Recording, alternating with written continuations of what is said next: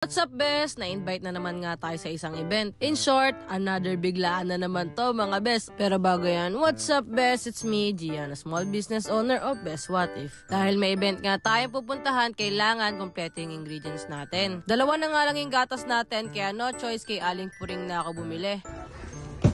Yes. Ayun. Thank you. Ay, shit. Ang mahal dito. Pwede pala 90. Isang box na nga din talaga yung binibili ko kapag nauubusan ako ng stock ng gatas, mga best. Para sa ganon, wala nang kaba-kaba. Okay, jump na tayo, mga best. 3 AM pa lang, gising na kami. Pinasama ko na nga dyan si Papa para sa ganon, maihatid niya kami sa sports center. Pag kasi may gantong event, ako lagi yung maraming dala at lagi akong nalilate.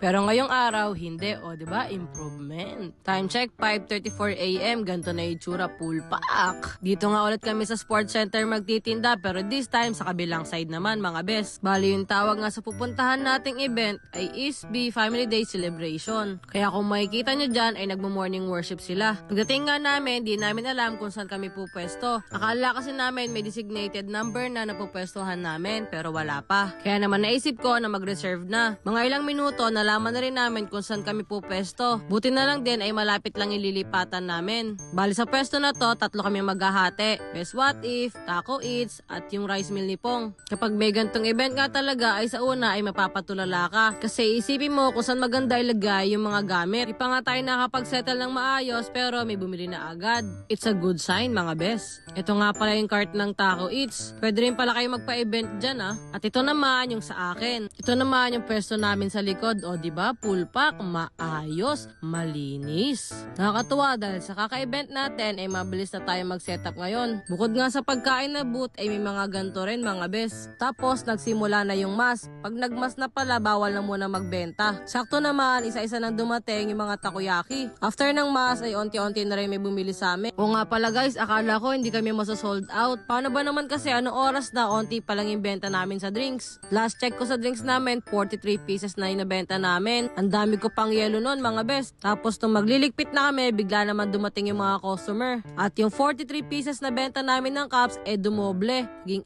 80 pieces, mga best. Grabe talaga yun, no? Minsan talaga, pagpasuko ka na, dun bubuhos yung blessings. Yun lang naman, mga best. See you, mga best!